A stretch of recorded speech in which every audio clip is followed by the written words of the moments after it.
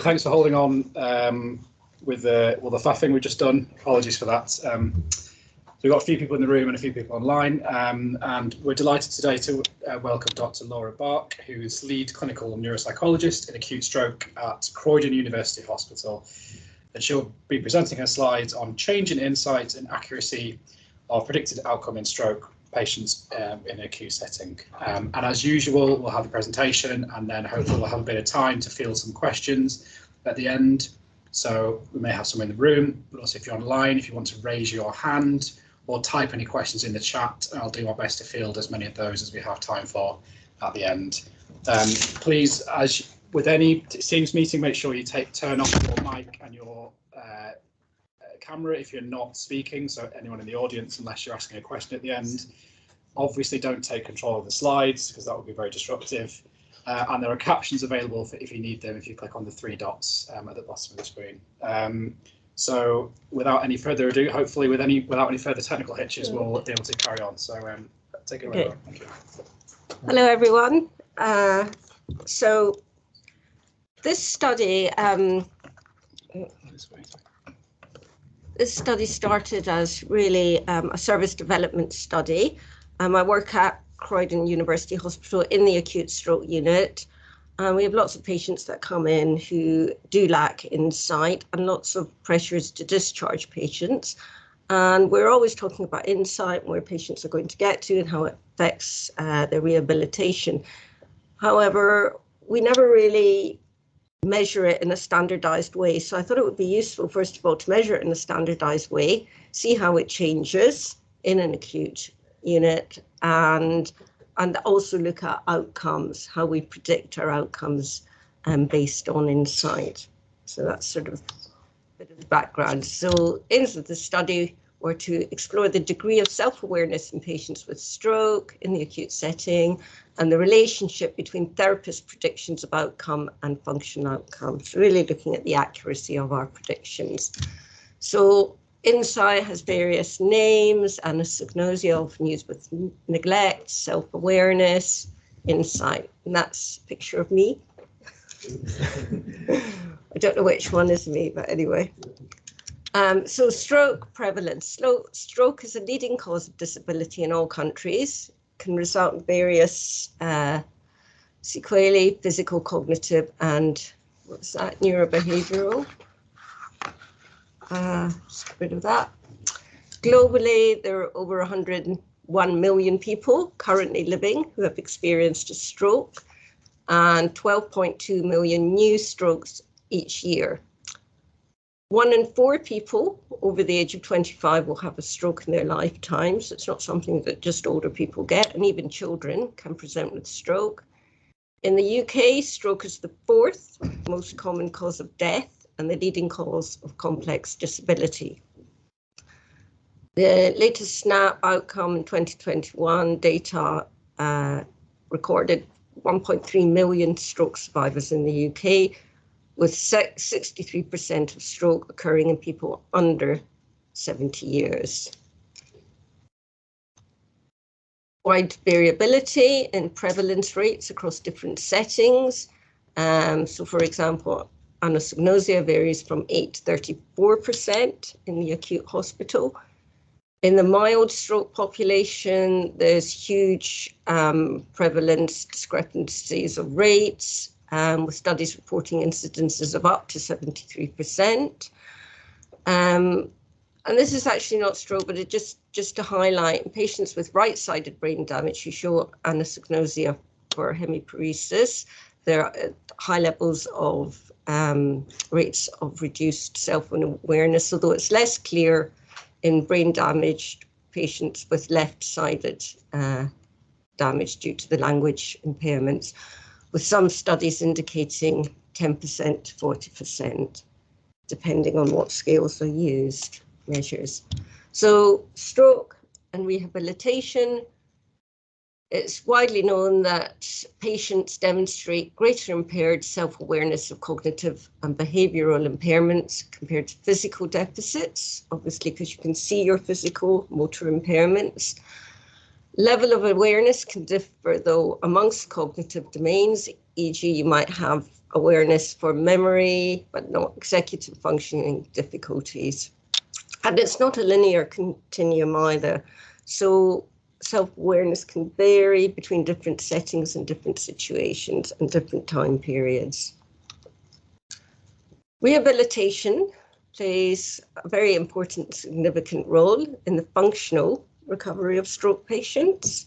So it's an important determinant of discharge from hospital, including the cost and type of package of care and indeed quality of life.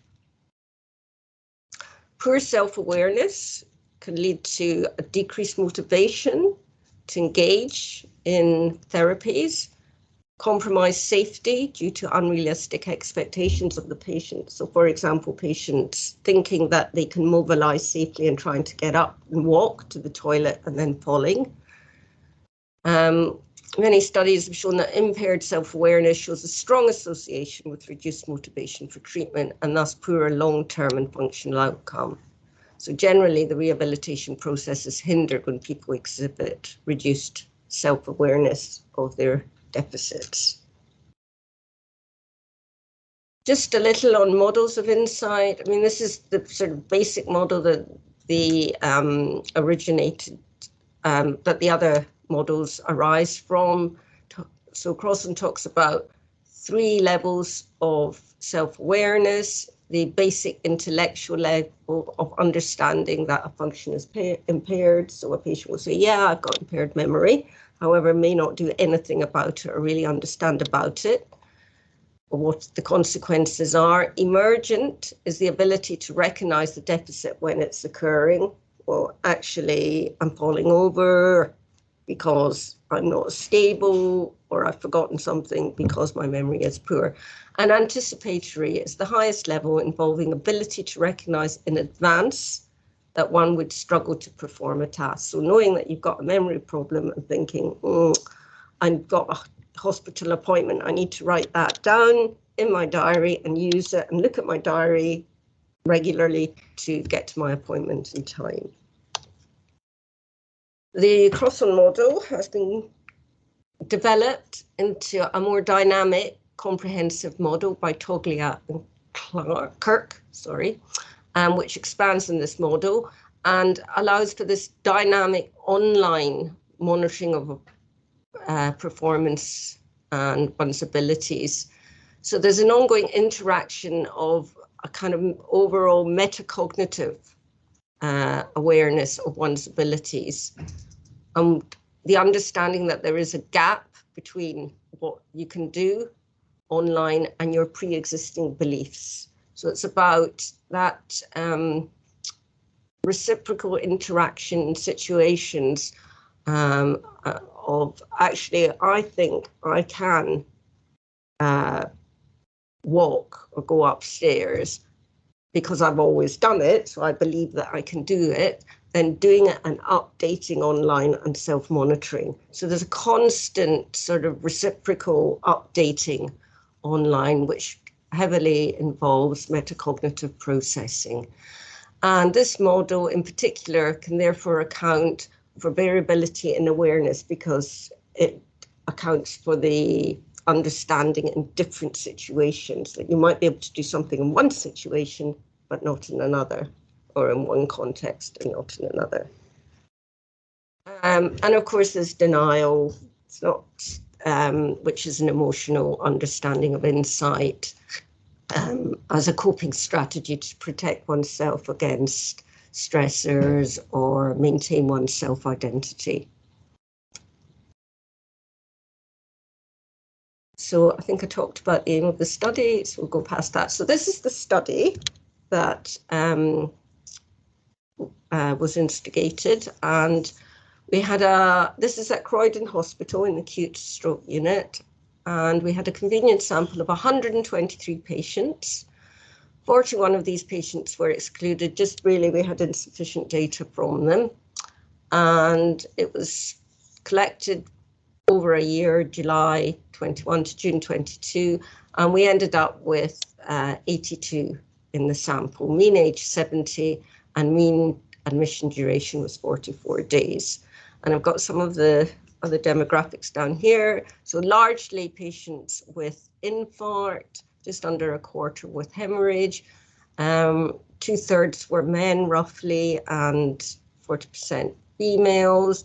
And the ethnicity actually is quite interesting because it's got almost 2/3 were white. And Croydon's a very heterogeneous, diverse area with a lot of ethnic, Asian, Black population. So I would have expected maybe slightly more than a third non-white. But anyway, it's broadly reflective. So the measures that we took, and I'll talk about them in a minute, we took them at admission and discharge. And we used measures of insight, which patients completed, measures of prediction, measures of functional ability, and also mood.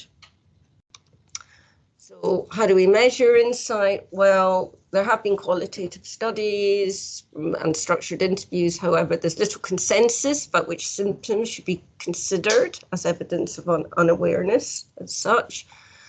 And quantitative rating scales, therefore, are commonly used. So they provide a score based on discrepancy of ratings between patient and informant ratings for various activities, e.g. how well do you think you can dress, or memory. And the larger the discrepancy, the greater the lack of insight.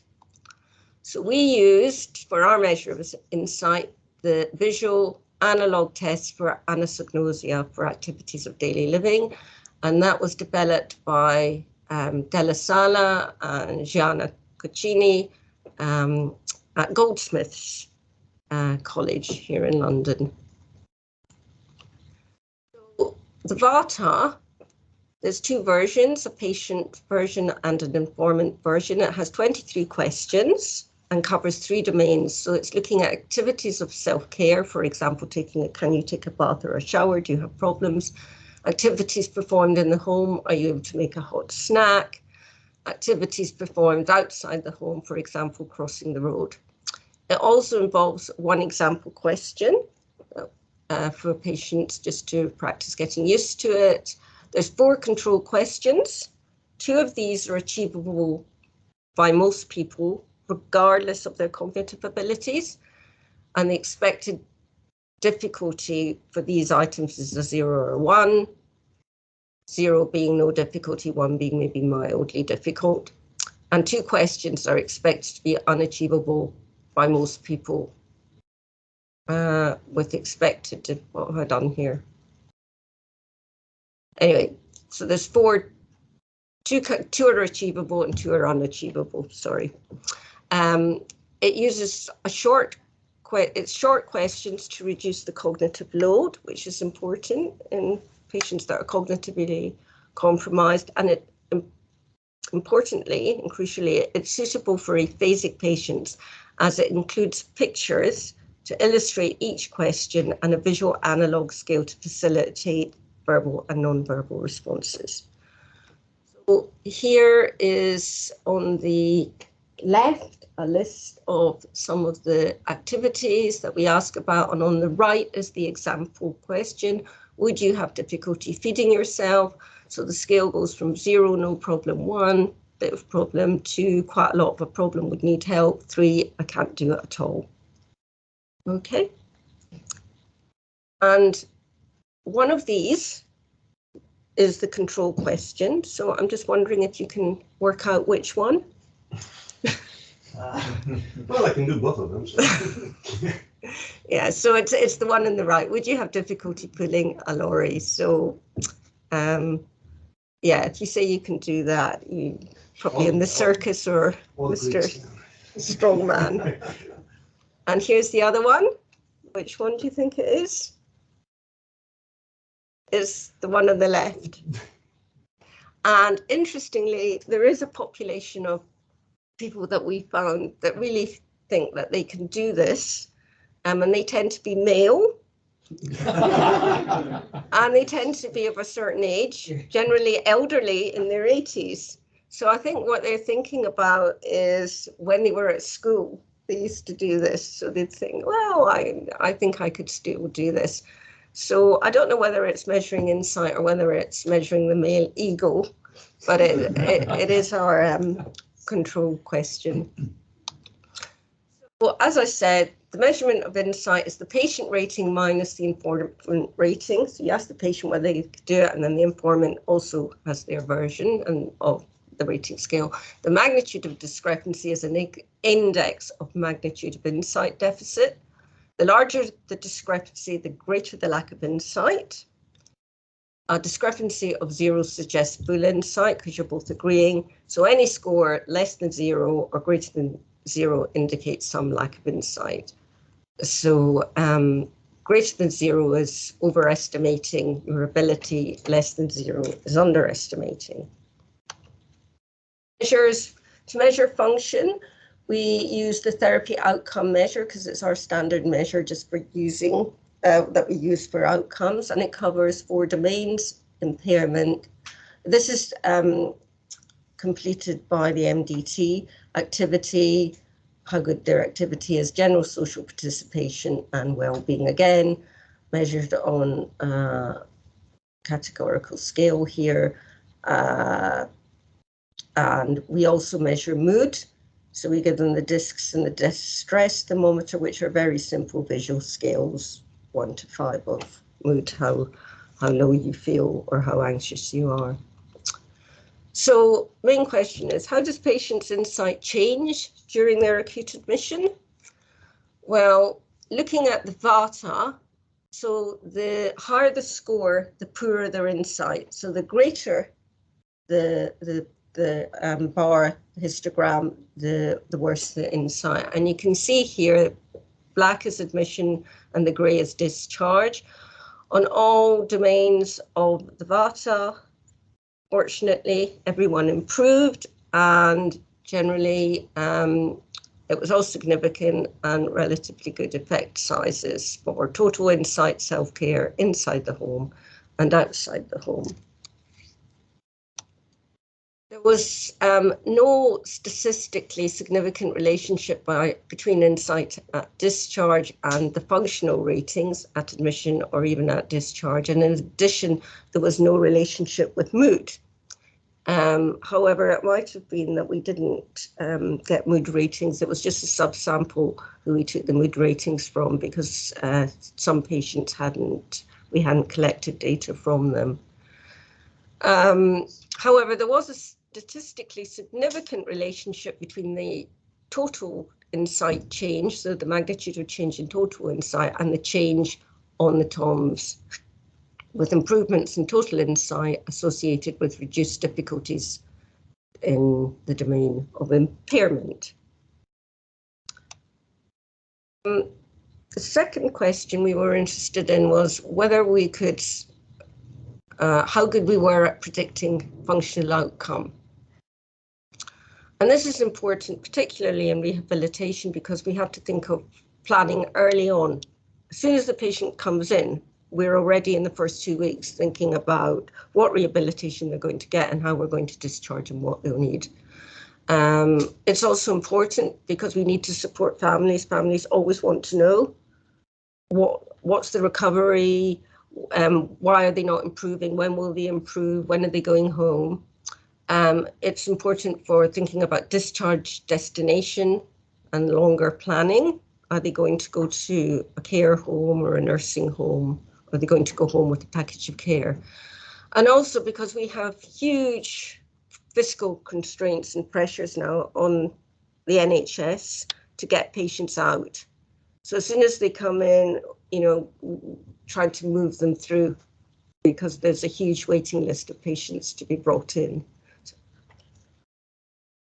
So there are a number of predictive statistical modelling studies that have been used and that's reported in the literature, which seem to show relatively high levels of accuracy using the modified ranking scale as a measure of outcome, which they take, I think, just at the beginning, at the end. But Andy Rudd and his colleagues, they've developed a more person-centered model, which is a very dynamic reciprocal model. So it uses various demographic and stroke characteristics, like type of stroke location, GCS.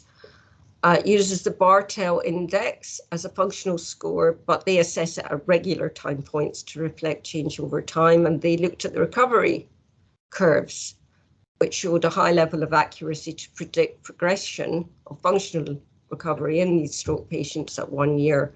And it was also very good at predicting risk for poor recovery. So that's great, fantastic, but we don't have access to that. So what we're going to do, we're just a little unit, and we want to see how we work with the tools that we have and the measures like the TOMS. So I think I might just skip this study. Well, there's a lot of difficulty in establishing accurate prognosis. Many parameters have been found to correlate with outcome, which includes impairment and disability. So far, they've shown really, apart from the Rudd study, lack of sufficient evidence to enable outcome to be predicted. But age is also widely recognized as a significant factor, but has to be used in conjunction with severity of illness.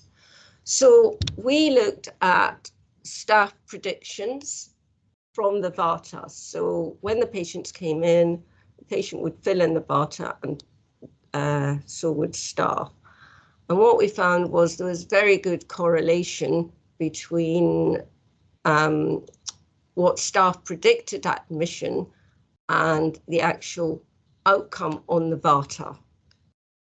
Okay, so that's first, this slide on the left is total score, and the one on the right is the domain of self-care. And again, there was a very good correlation between what staff predicted and what patients achieved on the VATA at discharge. So these are moderate to strong correlations.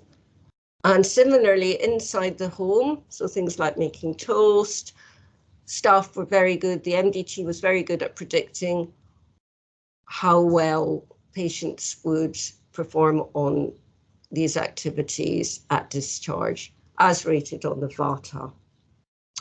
And also similarly, again, moderate to strong correlations when looking at predictions, the association with activity at discharge.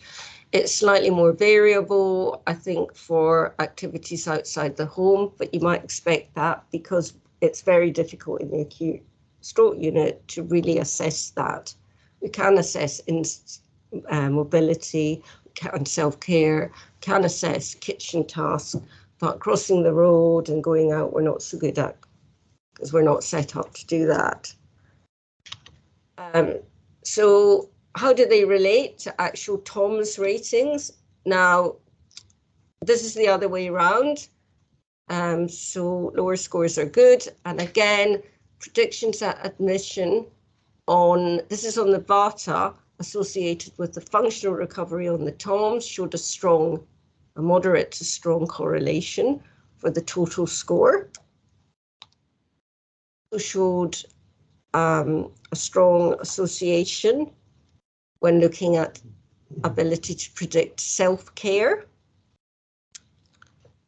And also activities, again, actually think inside the home with the TOM data. And looking particularly at activities outside the home, again, there was a moderate correlation with actual activity at discharge as rated by the TOMS. So that's a good result. We're happy with that. Keep it. So in summary, patients do show improvements, significant improvements in the acute stroke unit. And they show significant improvement in their insight, moderate to large effect. Greater staff predicted difficulties at admission were associated with greater difficulties at discharge from the VATA with a large effect size. Greater staff predicted difficulties at admission were also associated with significantly greater impairments in Thomas activities at discharge. So, in conclusion, they show improvement in insight and function. The MDT team are very good at predicting and estimating their patients' abilities and function in activities of daily living, and stroke patients' abilities and functions in the community, even though they have less experience of directly assessing them in the community. So we think that our MDT, and probably any MDT, should feel confident in their predictions and estimates for discharge. And they should feel confident about the discharges when discussing with other professionals or staff members, patients, and their relatives, and that they can make sound predictions early on in the rehabilitation pathway. There were some challenges, just to note that not all data was completed by some of the patients, so the total population was less than we wanted, and we didn't have enough mood data. There might have been some biases in informants, which were all staff. It might have been different if we had asked carers, but we were assuming that the MDT are objective. We had only really 2 data collection points. What we're trying to do now is roll this out into the community as well. There was a lot to do. There really wasn't always, as usual, enough time and enough staff. So these were our major significant problems. And yeah, but apart from that, we got there in the end. Yeah. Thank Thank you. you so much, Dr. Park, particularly with all the disruptions that we had at the beginning. So thank you for getting through that. Do we have any questions at all from the room here? Do you want to come up? I have come up. You have to come up. Okay. Do I move out? No, you stay there. No, so I can Just say that I'm not going to do anything. The audience. Yeah, thank you very much. For me, the question is about if you have any information about the direction of the deficiencies, meaning that, usually when we assess insight, we are the usual way that we expect to see is lack of insight in terms of people overestimating their abilities, but did you have people underestimating their abilities? Yeah, we did have some underestimating. But did this make any difference in your calculations or in your results? There wasn't a large number that were underestimating. So this is just using the whole total sample. So okay. So obviously it didn't make that much difference. We didn't exclude them. We included them, even though they were underestimating. So we still overall got an association. But maybe we should just exclude. Stratify. Yeah. Okay. But thanks. Yeah, but it wasn't very many people. Maybe about 5 or 6 at the most. Yeah, I mean, for us, so the majority of the patients that tend to underestimate their abilities, it's really interesting that it starts getting an issue as we closer to discharge. So I don't know if it has to do with anxiety or mood but anyway, good. Thank you. Okay. Functional overlay. Yeah. Saying functional overlay, I guess, as well as anxiety might be an issue where you'd expect to see an underestimation of ability. Yeah, and sometimes the carers are very overprotective as well, which can feed into that. Any questions from the room? There's only a very quick question. I need to come up. Just so the audience can hear on the screen. Yeah, just a very quick question. I think you said at the beginning that every single patient had an improving trajectory of insight. Is that right? Was there no patients at all who sort of got worse over the course? No, I think most either they overestimated or underestimated. But between the 2 time points, do you know if there were any who sort of just failed to get better, as it were? No, there were some people who had good insight, but they wouldn't have influenced the data. I don't think we had any that got better and then got worse. And there were in their none insight. who sort of started off pretty bad and then their insight just deteriorated over time, because clinically you sometimes see these patients who just for whatever reason, I suppose usually because of some neuropsychological you do get that, or sometimes if they're not well or they have another. I think with this group, to be honest, I don't know exactly, but I don't think we had none come to mind when I was looking at the data. Thank you. I think it was just, there was a mix of people that underestimated, some that clearly had good insight, and some that overestimated. Yeah. Thank you. Thanks, Tom. So there are a couple of questions coming in online, so do keep raising your hand up by the questions in the chat if you have any. I'm just going to use my chairperson's privilege to ask a question, if that's all right. Just about the clinical characteristics of the stroke patients that you recruited for the study. So I noted that recruitment was during the pandemic. Is that right? Well, it would have been probably from June. Yeah, it would have been, because I just got back. Sure. Because I think some of the data that we're seeing, particularly from early on in the pandemic, the stroke characteristics were different. So sort of larger strokes, younger people getting strokes. I wonder whether that came across at all in any of your sample, where you're seeing younger people than you anticipated. Yeah, I don't think we were seeing younger people then, but interestingly, we're seeing a lot younger people now. Okay. A lot of young men in their 30s, 40s are coming in with stroke now. Part of it is due to, they've got comorbid, high blood pressure, diabetes, and I think a lot of it is associated with not being able to get their medication. Even now, it's very difficult to get to their GP, so they just can't be bothered. And maybe it's also from the pandemic. It was waiting to happen. No, definitely there is a change. There's a change in pattern. Yeah, and you wonder what effects that might have on insight, for example. If the sort of cognitive baseline is different in younger people. Yeah. Okay, so Hamilton, in the audience, you've got your hand raised. I hope you have a question for us. If you could turn on your camera and let us know. Hi, thank you very much for the interesting talk on your study. I was just wondering, were there any plans at all in this work to look at interoceptive ability or awareness in patients post-stroke, and whether or not there might be any relation to this change in insight? When you mean interoceptive, you mean?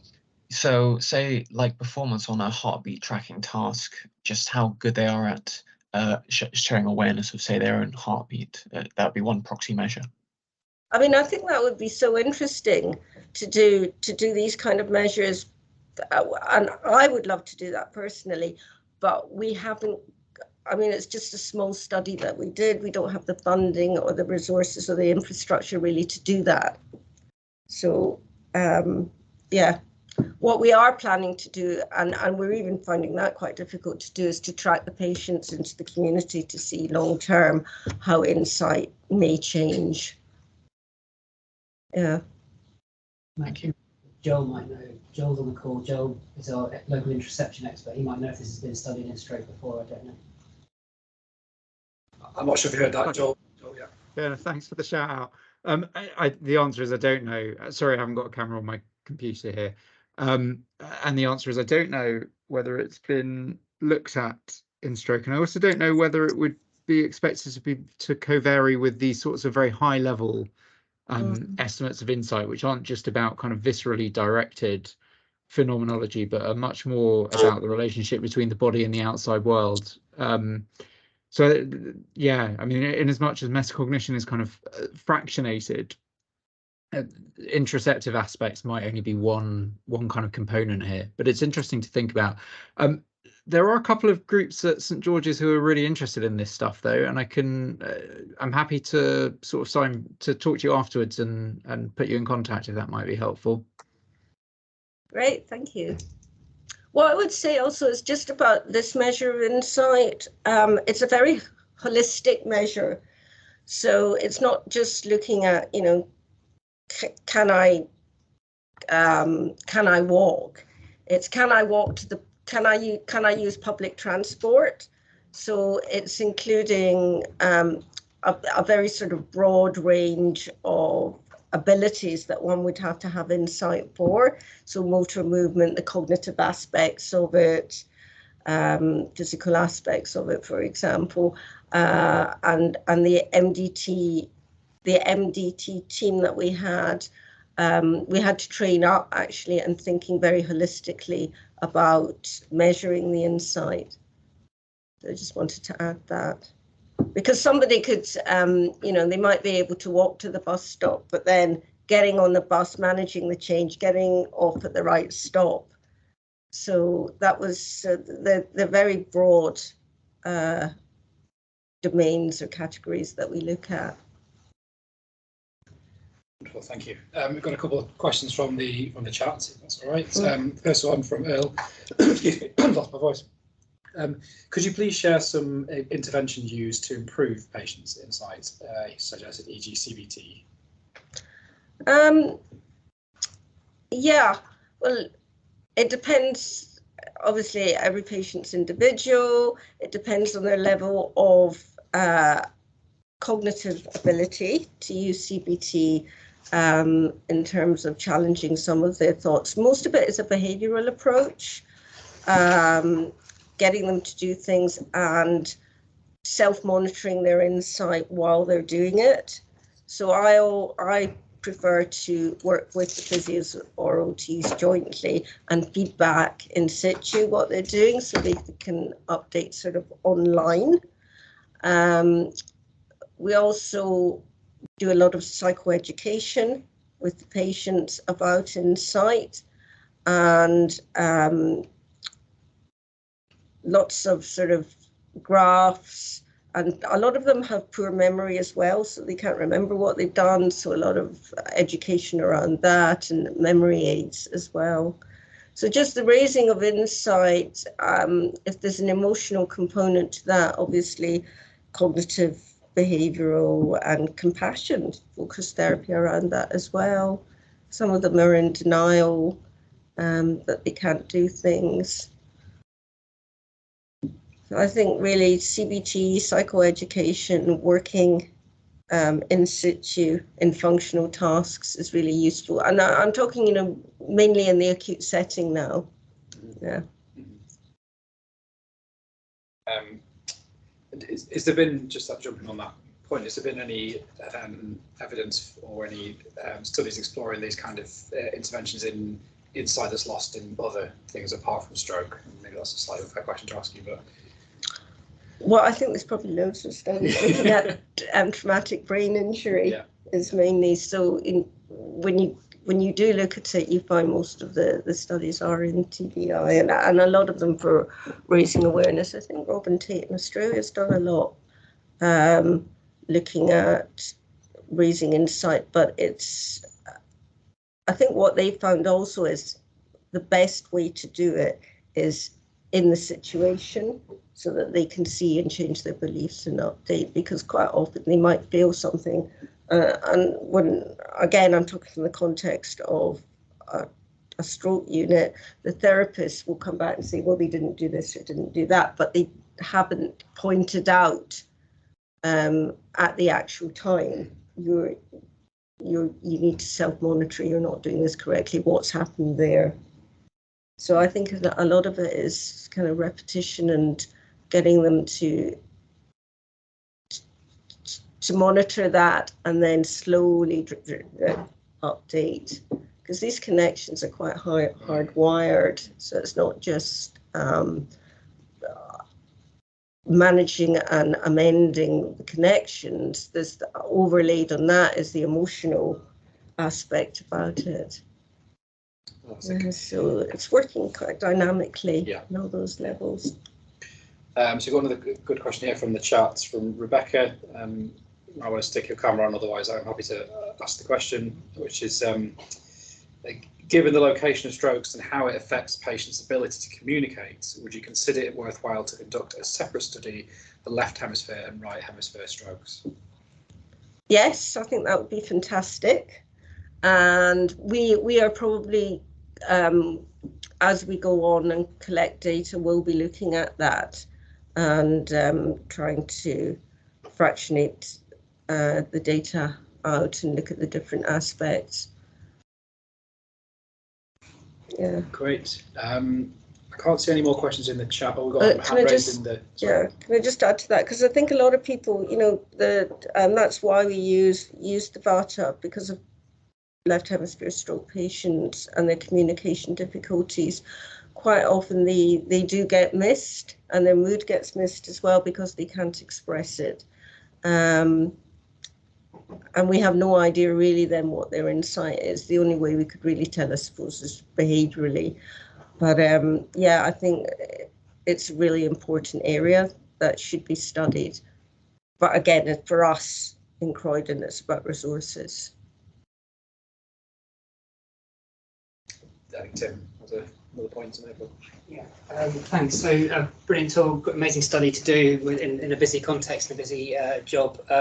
Just slightly linking back to the treatment aspect and via the location and presume the severity. There's lots of ways you might pick off bits involved in insight with a stroke, but just wondering about what evidence do we have that it's actually modifiable in any meaningful sense, and if so, if that is what helps, or is it just a marker of some other more complex bit that goes along with disability, so it's along for the ride rather than something that might influence something on its own in its own right. And just related to that, just wondering if even if you can't design or implement or get funds for a specific therapy, perhaps just the practical things. I don't know whether just perhaps normally, again, it's my sort of ignorance about how much people do with physiotherapy or OT, of testing people to their limits and beyond. So almost to show, not just, oh, you can do this, that's great, but actually what you can't do. And if it doesn't make a meaningful difference to outcomes in its own right, then perhaps there's a rationale for pushing people to the point where they can learn. And obviously in very severe cases, you presume they wouldn't be able to, but just perhaps to sort of change the way we rehab people to the point of actually showing that you can't do something rather than just what you can do. I'm slightly hesitant. I suppose I'm slightly hesitant. It depends where they're going back to, doesn't it? I mean, because we're always looking at discharge destination, and if somebody can't do something, then we know they can't do it, and they may or may not know that they can't do it. Yeah. It is recorded, so you can probably ask Hannah. Make sure your mic's turned off, please. Yeah, just someone to left the mic. But I suppose if you had somebody that was going back to a different setting and you were worried about the risks, you might want to go a step further. And indeed, we just had a patient like that who had a stroke, temporal parietal actually, but she was, again, one of the walking wounded. She was really good physically. She lived alone. She was 63, I think, and going back to her own house. And she'd been very independent beforehand, but she was left with being very distractible. So she'd go to the shops and maybe not get everything she needed. And we were very worried about her going home, because when they did the discharge visit with the OT, she was smoking and apparently didn't stub her cigarette out properly. So they came back to the ward, and the OT was very, very worried. So, yeah, I mean, even when we fed back to her, though, she got very angry and was then threatening to leave. So it's a fine line where you push them to. Do you have any other questions? Okay. Again, I can't see any more questions in the chat, so raise your hand now or forever hold your peace. Just give you a moment.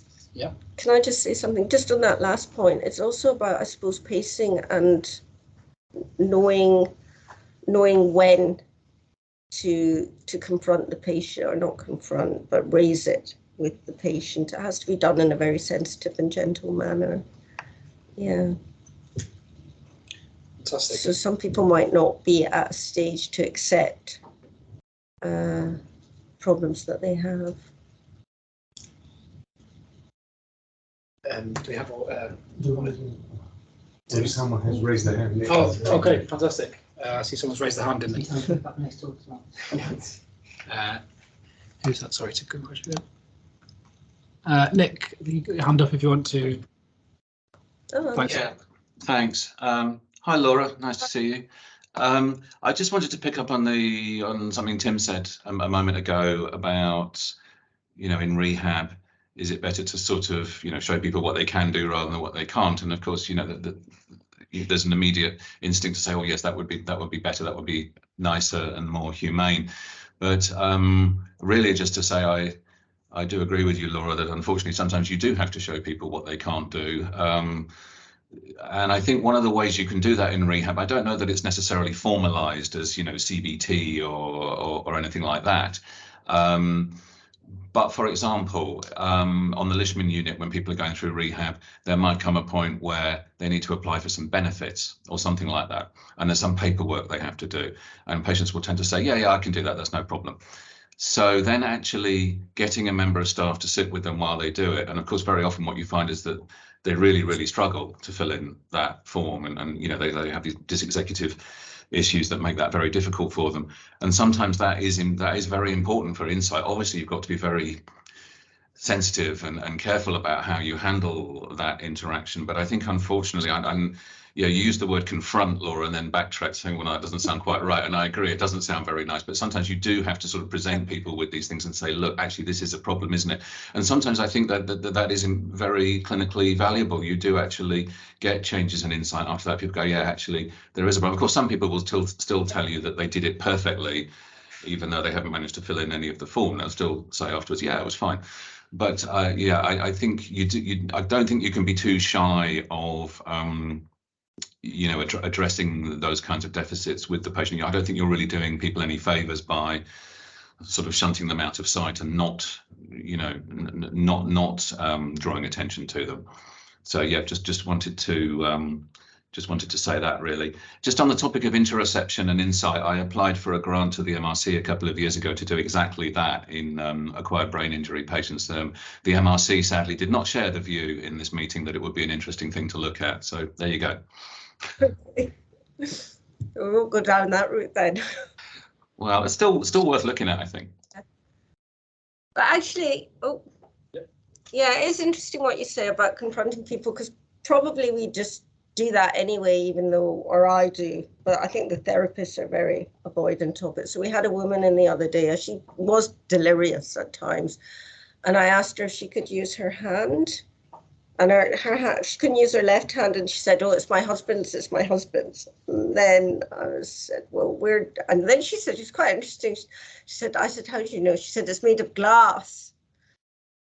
So then I said, well, let's see where it goes to. So I sort of tapped all the way up to her shoulder, and I went, I think it's attached to your shoulder here. I think it must be yours. And then she went, oh, yes, it is. And then, 2 minutes later, we were back to square one.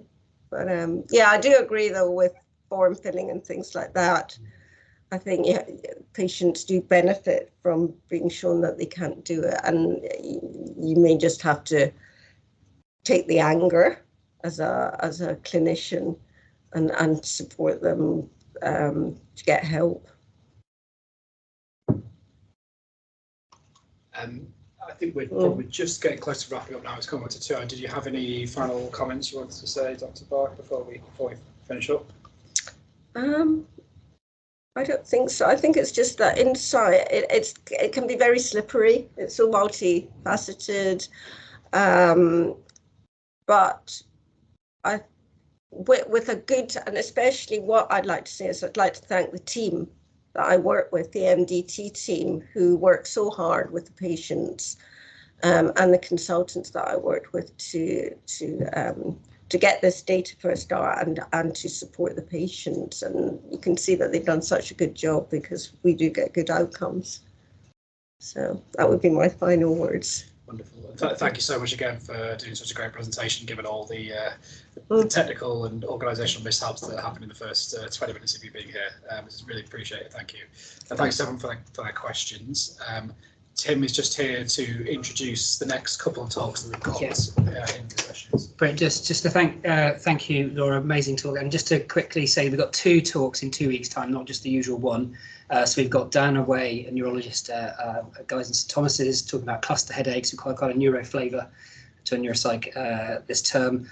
And then that same week, so that's the normal Tuesday lunchtime slot on the 23rd, and then on the 25th, so the Thursday of that week, at another time, 3 p.m, got a one-off special extra one, which is Marlene Tibben, who is a neuropsychiatrist in Netherlands, who's developed this amazing technique of tactile catalepsy for treating FND, which is somewhere in between neurophysiology, hypnosis, and witchcraft. I'm not sure what of those combinations it is, but do come along, and she'll be doing some perhaps doing some demonstrations to her end, and perhaps we can do some in the live in person. So next week we've gone from famine to feast. We'll have no sandwiches in a small room. We've got Robin Murray and hopefully sandwiches next time. So come along then. And the other one is in seminar room 3, but I'll send it around to the usual mailing list. But do come to both of those. And thank you, Laura, for an amazing talk and brilliant study. Thank you.